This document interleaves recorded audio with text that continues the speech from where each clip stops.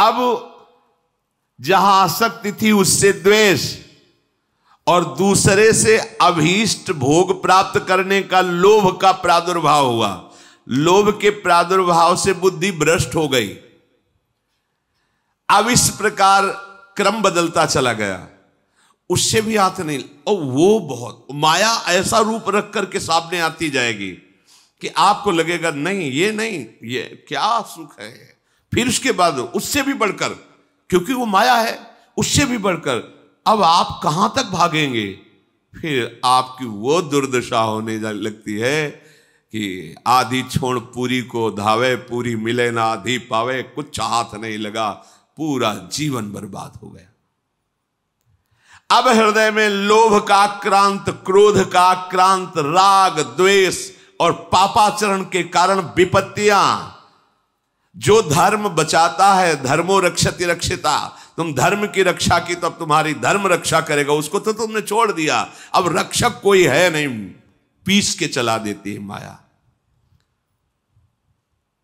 चलती चक्की देख के दिया कबीरा रोए, दो पाटन के बीच में साबित बचा न कोई।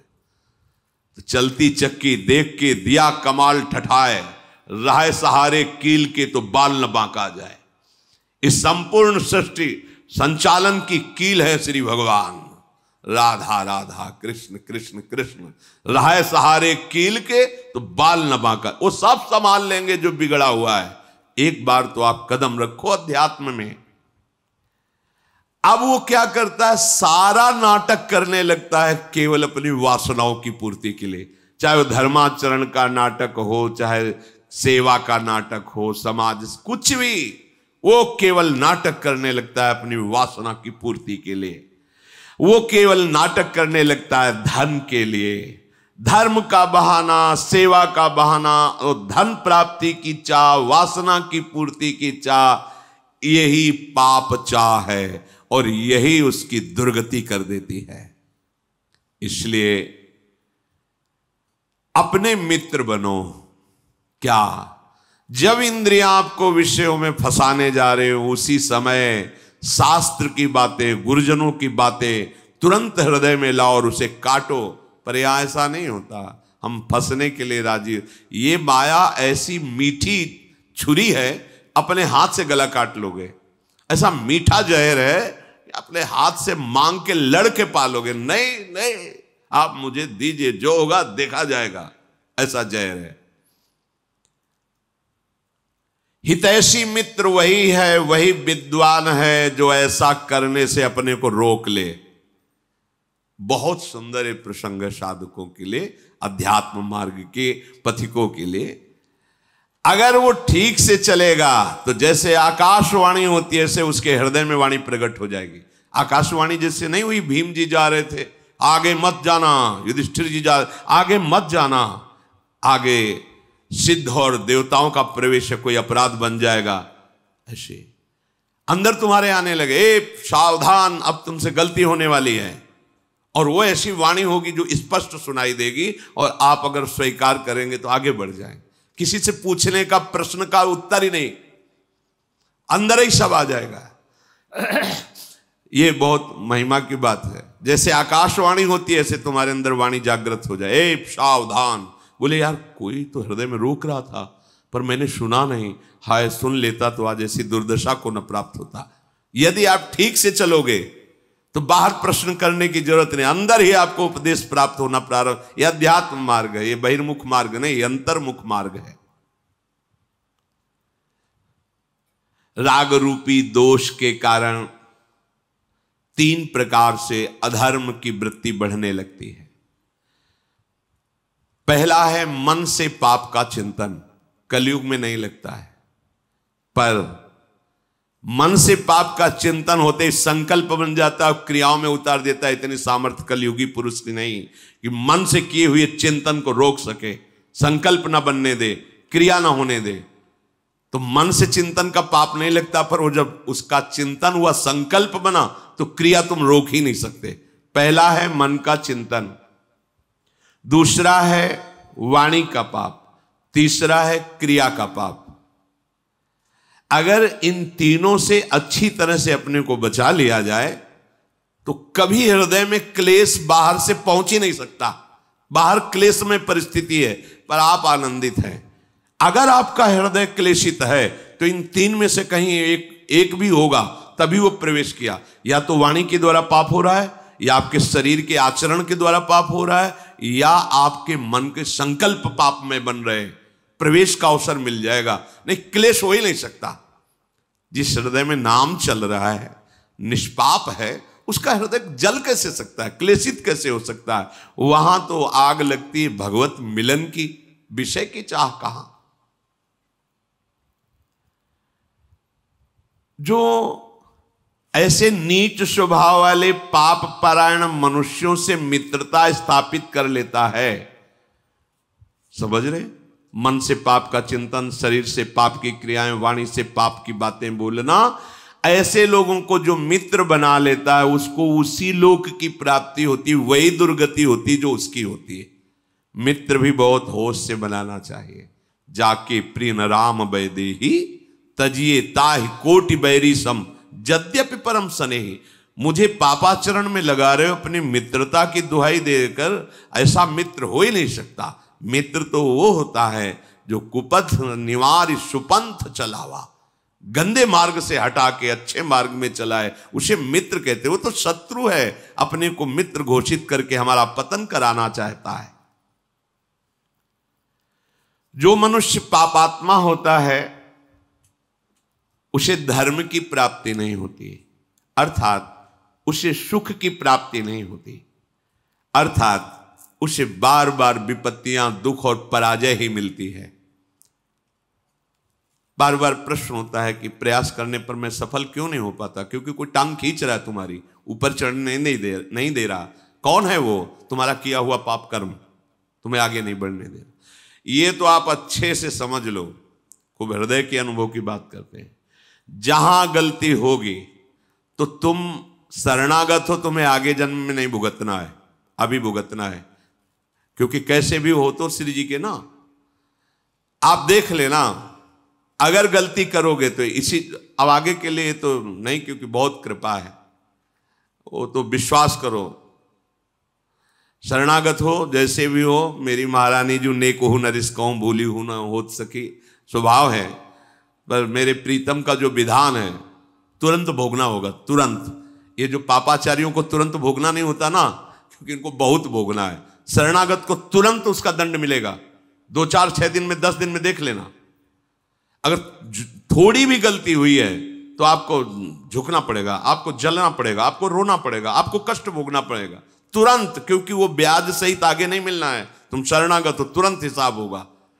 पर जो पापाचारी जन होते हैं, वो जब पापाचरण करते हैं तो उनको तुरंत पुण्य लगा दिया जाता है उनके साथ।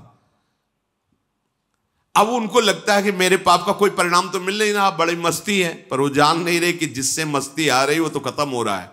अब जो हमने नई फसल बोई, पुराना जो पाप है जब मिलेगा तो मस्ती की क्या बात, श्वास लेने लायक नहीं रह जाओगे। बहुत सावधान। उपासक को चाहिए कि जिन सुखों को तुम भोगों में ढूंढ रहे हो वो वहां नहीं है, वो तुम्हारे अंदर है। सुख राशि तुम्हारा स्वरूप है, आनंद सिंधु भगवान तुम्हारे हृदय में बैठे, तभी विश्राम मिलेगा। मान लो, अगर ये बात तुम्हारी अभी समझ में नहीं आ रही तो मान के चलोगे तो समझ में आ जाएगी। सबके भीतर महासुख है, बाहर नहीं है। हम सब बाहर ढूंढ रहे हैं, आज तक कोई सुखी नहीं हुआ। लौटो, अंदर लौटो। सर्वात्मना न विसृजेत बहिरिंद्रियाणि एकश्चरण चित्त मनंत ही से। अपने चित्त को अनंत महिमा वाले प्रभु के नाम में लगा दो, उनकी लीला कथा में, उनकी सेवा में सत्कार्य करते, अभी आनंद आ जाएगा। अभी आनंद की पहचान ही आप नहीं जानते।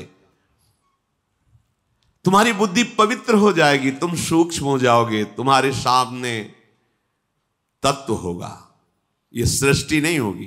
तभी तुम महात्मा कहे जाओगे।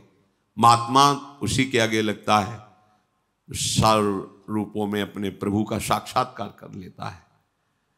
वासुदेवा स्वरमिति समहात्मा सुदुर्लभा। वो दुर्लभ महात्मा है जो सब जगह अपने प्रभु का दर्शन करता है। चित्तस्य ही प्रसादेन हंति कर्म शुभाशुभम प्रसन्नात्मात्मनि स्थित्वा सुख मानन मश्नुते। जब तुम्हारा चित्त प्रसन्न हो जाएगा, यह सबसे बड़ी उपलब्धि हुई। चित्तस्य ही प्रसादेन, आनंद से लबालब हो रहा है चित्त। क्यों? क्योंकि आनंद का चिंतन हो रहा है। आनंद कौन है? प्रभु। मुरारी पादार्पित चित्त वृत्ति, एक एक वृत्ति से प्रभु का चिंतन कर रहा है, सब सेवाएं कार्य करते हुए। प्रसादेन, एकदम आनंद, प्रसन्नता। अगर चित्त ही प्रसन्न नहीं है तो समस्त शुभ कर्मों का फल जो सुख आया है लौकिक, वो जलाता रहेगा, तुम्हें सुख नहीं भोगने को मिलेगा। बहुत समझिए, चित्त प्रसन्न है तो आपके पास कुछ ना होते हुए भी आप बादशाह हैं, और चित्त जल रहा है तो सब कुछ होते हुए भी आप अभागी हैं। क्योंकि जो सुख चाहिए वो तो है नहीं, सब है, पर चित्त प्रसन्न नहीं है। चित्त कभी भोगों के संग्रह से या भोगने से प्रसन्न नहीं होता, हर्षित होता है, और हर्षित का परिणाम शोकित होता है।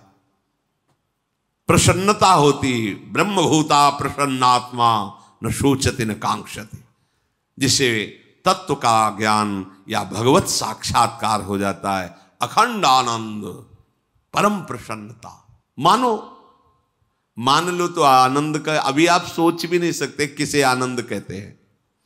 जिसका अंतःकरण हर समय प्रसन्न रहता है वो अक्षय महासुख को प्राप्त होता है। जैसे किसी को अच्छा अच्छा भोजन पवा दिया जाए खूब यहां तक, इसके बाद उसको खूब भोजन रखा जाए, ऐसी तृप्ति हो जाती है। ब्रह्मादिक के भोग सब विषम लागता है। अब उदाहरण उस आनंद का तो कोई है नहीं जोड़, तो कह रहे कि जैसे कोई खूब गले तक छक जाए, इसके बाद उसको कहो कि आधा लीटर खीर और पी लीजिए, थोड़ा गुलाब जामुन। ऐसे जब चित्त में भगवदानंद होता है तो ब्रह्मादिक के भोग भी उसे कैसे लगते हैं? विष के समान। अब और कछु न सुहाए, जुगल सेवा सुख पगे। कुछ नहीं, अब कुछ नहीं, अब कछु नाथ न चाहिए। प्रभु अब कुछ नहीं चाहिए, बस अब कृत्य भयो। ये कब होगा? यही सुख है, अब पाए। वो क्या? चित्त का प्रभु के चिंतन में लगे रहना। कैसी होती है ऐसे चिंतन करने वाले की हृदय स्थिति?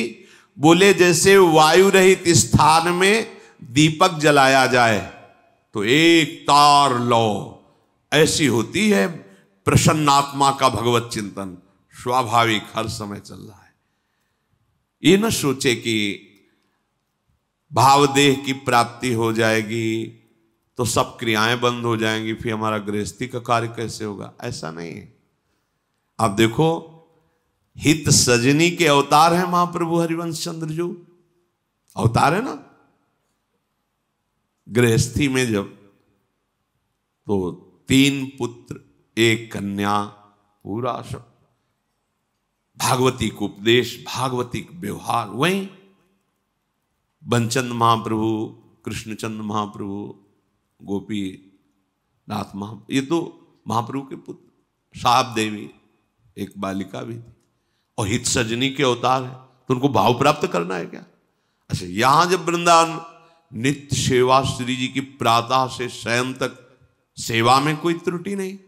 आए हुए जनों को अब उपदेश भक्ति को कहो, जैसी विधि जाके चित रहो, लहो जो मनवांछित सफल। जैसी जैसी भक्ति सबके हृदय में सब हो रहा है ना। और है कौन? वहां भाव थोड़ी प्राप्त करो, वो तो आए ही है भाव दान करने। तो ऐसा नहीं कि इस भाव को प्राप्त हुआ वो बोल नहीं पाएगा, वो चल नहीं पाएगा, वो क्रियाएं नहीं, ऐसा नहीं। ये अलौकिक सामर्थ्य होती है। दुर्वासा जी की स्थिति से भी बड़ी स्थिति अम्बरीश जी की है। कैसे प्रमाणित करो? तो दुर्वासा जी ने कृत्या पैदा करी, अम्बरीश जी एक कदम पीछे नहीं हटे, सुदर्शन खेद लिया तो त्रिभुवन में भागते घूमे दुर्वासा जी। स्थिति यहीं से देख लो। कृत्या भयंकर ज्वालामयी अम्बरीश जी को नष्ट करने के लिए दुर्वासा ने प्रकट की और दौड़ी दुर्वासा जी की प्रेरित होकर अम्बरीश जी की तरफ। ऐसे हाथ थे दुर्वासा की प्रणाम मुद्रा, एक कदम पीछे नहीं हटे। स्थिति देखो। और जे ही सुदर्शन चक्र ने कृत्या को नष्ट किया और दुर्वासा जी को दूर से ताप, तो पूरे त्रिभुवन में भागते गए, भागना पड़ा, खड़े नहीं रहे। अम्बरीश जी का क्या कार्य रुका हुआ है? चक्रवर्ती सम्राट सारे कार्य हो रहे हैं और आठों पहर उनकी स्थिति केवल कृष्ण में है। सावई मना कृष्ण पदा। ये ना समझे कि अब ये जो भक्ति को उपदेश करें इसका मतलब हमें बाबा जी बनना पड़ेगा और मतलब एक गुफा में बैठ के, एक कमरे में बैठ के आंख मूंदे, ये भक्ति का ये बहुत प्रवीण, बहुत ऐसा नहीं। देखो आचार्यों को, महापुरुषों को, सबको देखो ना, स्थिति किस कोटि की है, कैसे लोक व्यवहार में वैसे ही दिखाई दे रहे। वो सामर्थ्य भागवतिक है। जैसे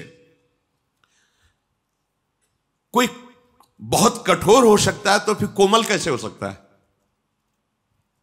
एक ही बात तो होगी ना। बहुत कठोर हृदय तो कोमल हृदय उसको कैसे कहा जा सकता है? लेकिन प्रभु को कहा गया वज्रादपि कठोराणी और कुसुमादपि कोमलानी। कुसुम से भी कोमल हृदय और वज्र से भी कठोर हृदय। प्रभु को कहा गया अणुअणियान महतो महियान। वो छोटे से सबसे छोटा है और बड़े में सबसे बड़ा महान है। जो सूक्ष्मदर्शी से जीव देखा जाए उसके हृदय में आराम से शयन कर रहा है मेरा गोविंद, और अनंत ब्रह्मांड एक रोमकूप में वास कर रहे हैं। दिखलावा ते माते अद्भुत रूप प्रचंड, रोम रोम प्रतिलागे कोटि कोटि ब्रह्मांड, अणुअणियान महतो महियान। उसका दास है तो वो अगर व्यवहारिक क्रियाएं सम्यक करता हुआ अपनी स्थिति में, तो कौन सी आश्चर्य की बात है?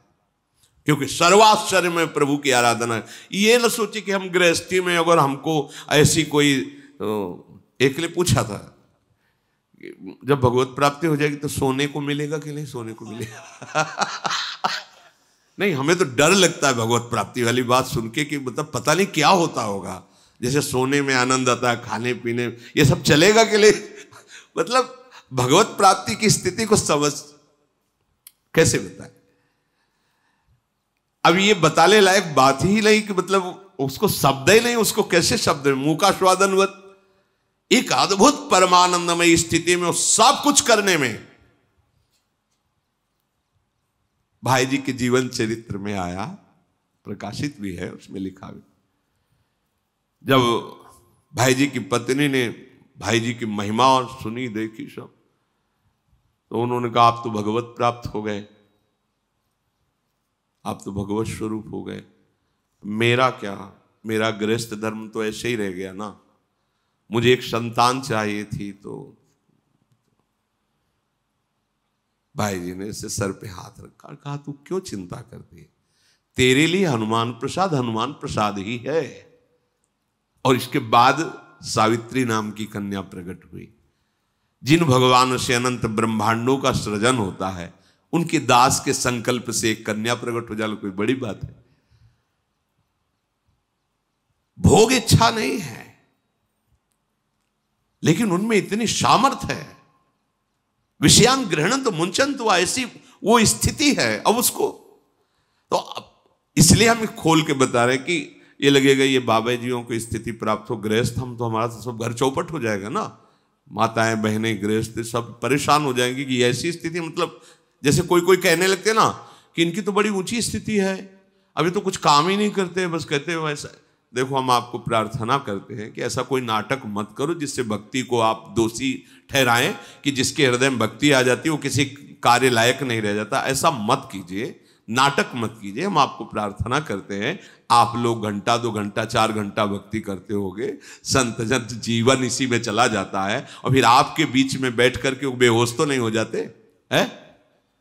आप ऐसा तो नहीं है कि कोई भी कार्य ऐसा हो रहा है क्या, या किसी भी बड़े महापुरुष, बड़े बड़े संत हमारे भारत में हुए कि ऐसी भाई कोई नहीं? एक ज्ञान विज्ञान की अखंड धारा जागृत होती है, आनंद की अद्भुत धारा, उस धारा में डूबे हुए बिल्कुल व्यवहार वैसे। किसी भी महापुरुष के चरित्र पढ़ के देखो, ये कभी भावना मत कर लेना कि ये ऊंची स्थिति भागवती स्थिति का मतलब है कि मनुष्य बेकार हो गया। बेकार नहीं होगा, परम प्रवीण हो गया। तुमसे अपना घर नहीं संभलता, और जब राष्ट्र का विशेष पद उसे मिलता है तो उतनी सामर्थ्य भगवान दे देते हैं, लाखों करोड़ों को संभालता है। समझो ना, तुमसे अपना घर नहीं संभलता, अपने घर का निर्णय ठीक नहीं कर पाते, वो पूरे विश्व में अपने देश की रक्षा कर रहा है और अपने देश को संभाल रहा है। सामर्थ्य किसने दी? जरा सी सामर्थ्य भगवान की उदय हुई तो राजा पूरी प्रजा की रक्षा करता है, पूरी प्रजा का पोषण करता है। सोचो उस सामर्थ्य को जिसने प्राप्त कर लिया, सर्व सामर्थ्यशाली प्रभु को, उसके द्वारा कहीं ऐसा होगा? वो एक परमानंद की स्थिति में रहता हुआ भी सम्यक रूप से सब व्यवहार करता है। कितने ऐसे महान गृहस्थ हुए हैं जिनके सामने भगवान खेलते हैं, नरसिंह मेहता जी आदि बड़े बड़े महापुरुष। क्या ऐसा हुआ कि वो पागल हो गए, वो बावरे हो गए? वो ये जो जैसे कभी कभी एक दो आप लोगों ने बताया कि वो जब से सत्संग सुना कुछ दिन पहले से, अब उनकी स्थिति तो ऐसी कि घर का कोई काम काज नहीं तो सब परेशान है। भैया हम हाथ जोड़ के कहते हैं ऐसी कोई स्थिति नहीं होती, ऐसी स्थिति नाटक की होती है, ऐसा मत कीजिए।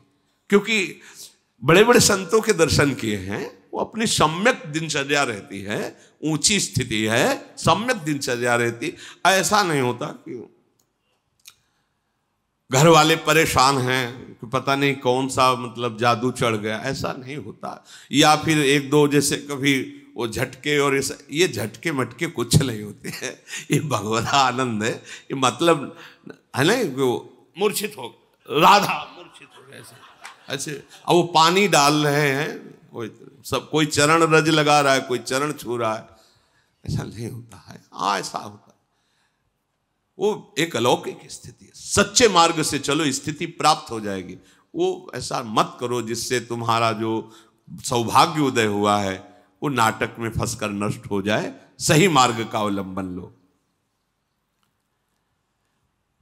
जो अपने साधन भजन पवित्र आचरण का क्रोध दिलाने वालों से प्रेरित होकर क्रोध करके उनका अपमान करता है, अपने क्रोध को प्रकट कर देता है, तो ये प्रमाद उसकी भजन वृत्ति को रोक देता है।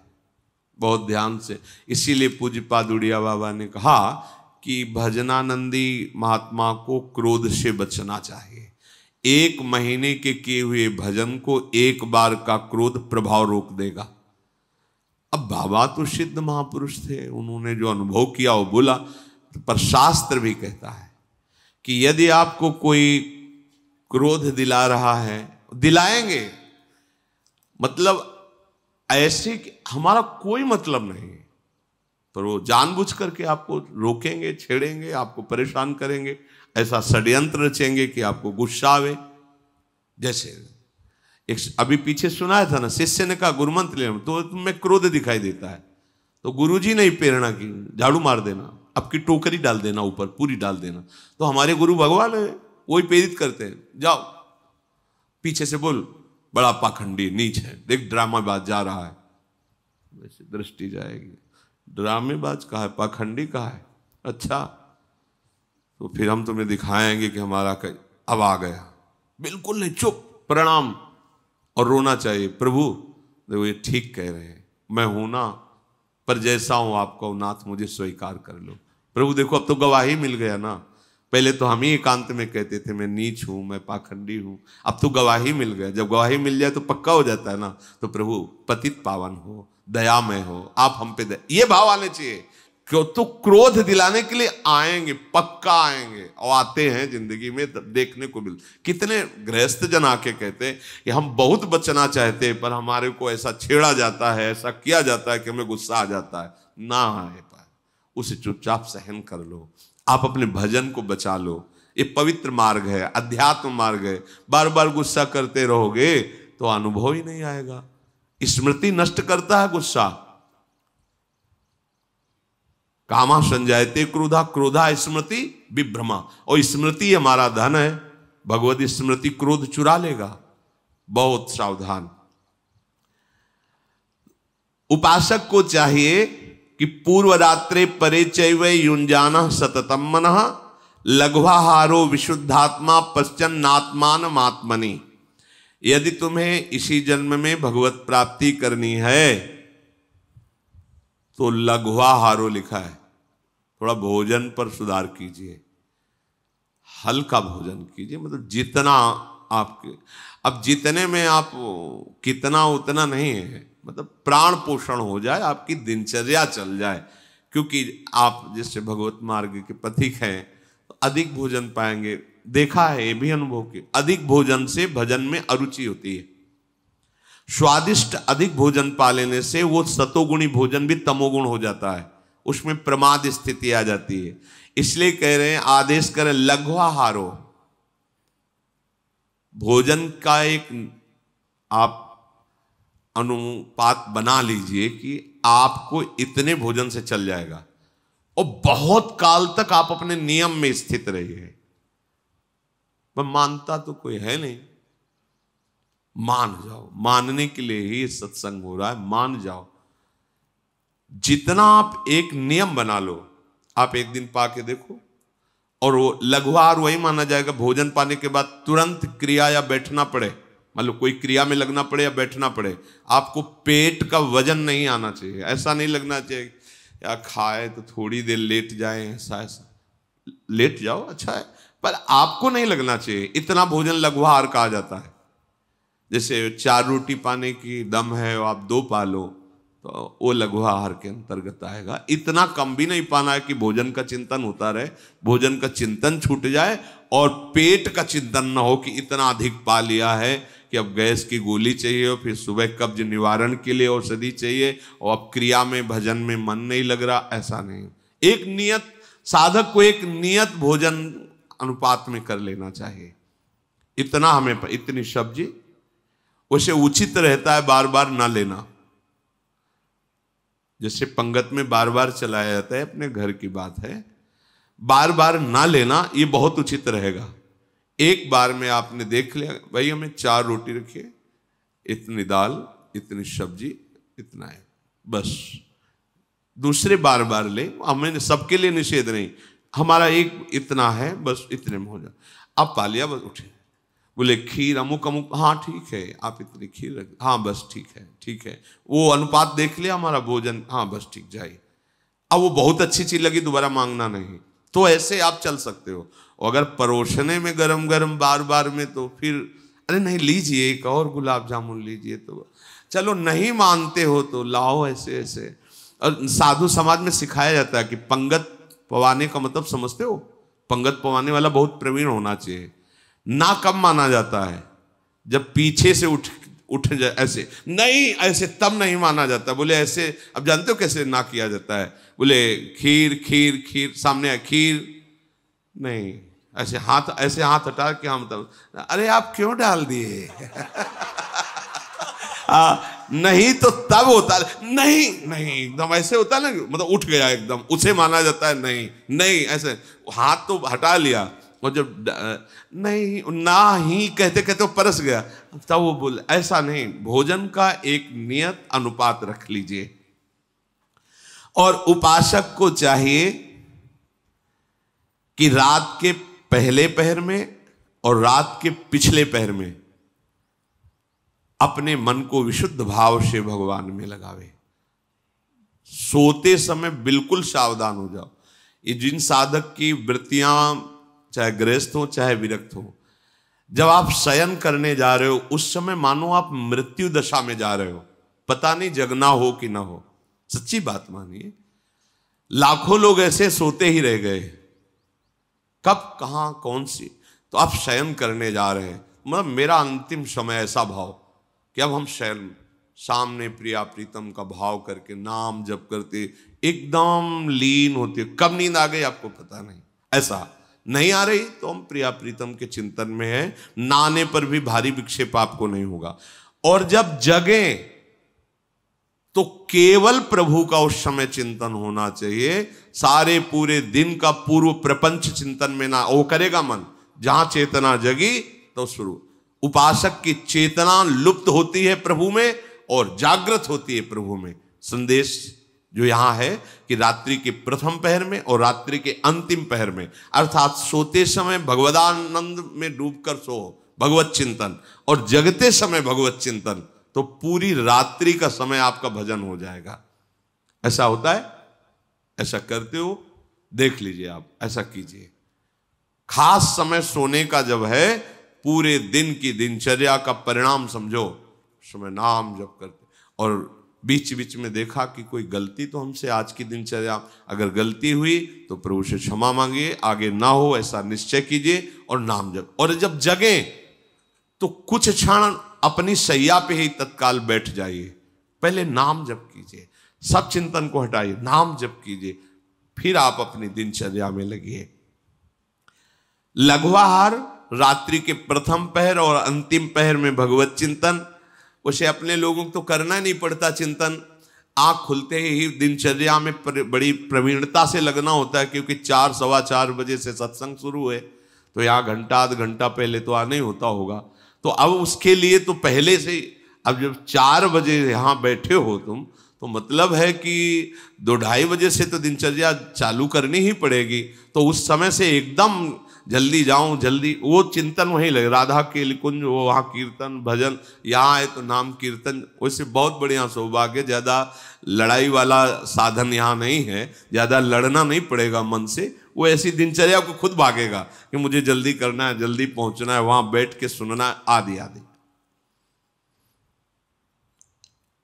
प्रज्वलित तेज उसके हृदय में प्रकाशित हो जाता है, उसी तेज में सारे गलत विचार भस्म हो जाते हैं। ये लड़ाई नहीं लड़नी पड़ती, थोड़ा तो सही ढंग से चलो। अब जितना भी बताओ सुन लोगे, पर मन के अनुसार चलना अच्छा लगता है, शास्त्र के अनुसार चलना अच्छा नहीं। आज्ञा पालन कर लो, सच्ची बात कहते हैं, आज्ञा पालन कर लो। हमारा हंसना, हमारा खेलना, हमारा तुम्हारा दुलार करना, तुम्हारा डांटना, केवल एक ही बात, तुम्हारे मन को मैं पकड़ पाऊं।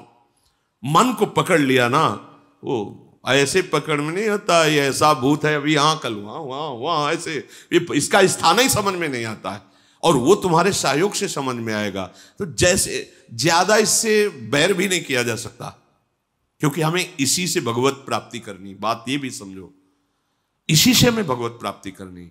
सावई मना कृष्ण पदार बिंदु, इसको थोड़ा दोस्ती भी देनी है और थोड़ा टाइट भी रखना है। ना तो बराबर इसे टाइट रख सकते हो, ना तो बराबर इससे दोस्ती कर सकते हो, दोनों बात होनी चाहिए। जब ये हठ पे हो तो घुमा के ऐसा ही करना है, अब तो आज रसगुल्ला पाना ही है, अब उठान लिया, अब तो माला में राधा नाम ध्यान करोगे तो रसगुल्ला आएगा। ये बहुत चतुर है, बहुत चतुर।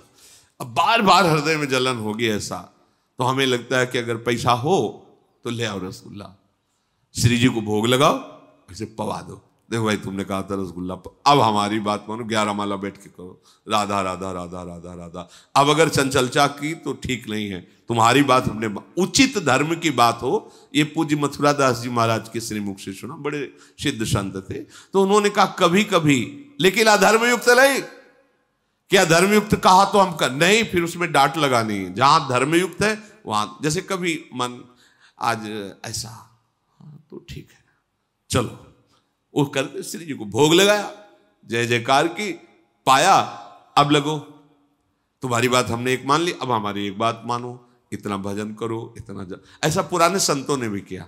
जैसे कोई मांग की तो लाए और टांग दिया ऐसे, और कहा बिल्कुल 2 घंटे बाद हम आपको पवाएंगे, 2 घंटे हमारा साथ दो, जल्दी से इतना नाम जप कर लो, इतना मंत्र जप कर लो, देखो टंगाए हम पवा देंगे, उधर देखना नहीं, चुपचाप नाम जप करो।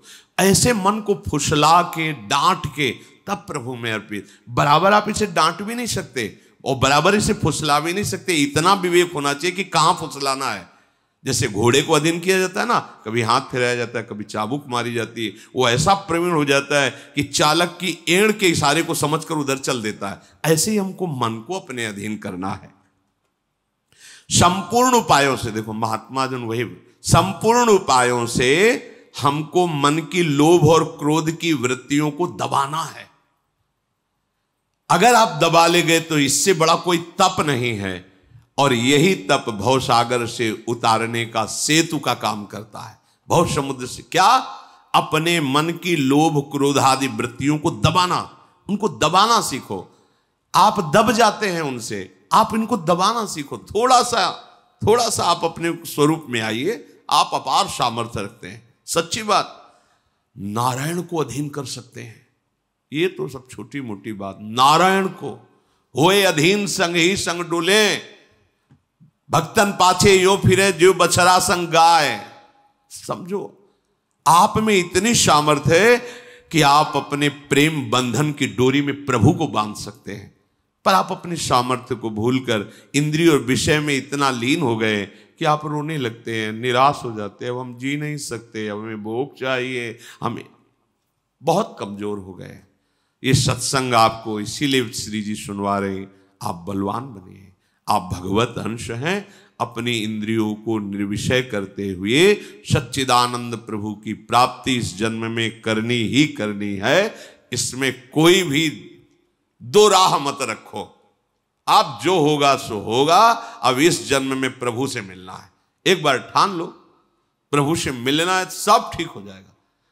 और जब आप ठान लोगे तो दूरी नहीं रहती। ये मार्ग ऐसा है, ये जैसे कोई छड़ी इतनी बड़ी नहीं दिखाई देती हो, खोलो तो लंबी निकलती चली जाती, फिर उसे कर दो छोटी हो। ये देहाभिमानियों के लिए बहुत लंबा मार्ग है, जन्म जन्म। और शरणागतों के लिए बिल्कुल छोटी छड़ी की तरह समिट जाता है, ऐसे प्रभु मिल जाते। इन्हीं नयनन सब सुख देखे। बहुत दूर है, बहुत कठिन है भगवत प्राप्ति। किसको? मुझे। लेकिन आपको तो आपके अजात पक्षायु मातरम खगा शरण में हो जाओ और पुकारो राधा राधा, मंगल हो जाएगा।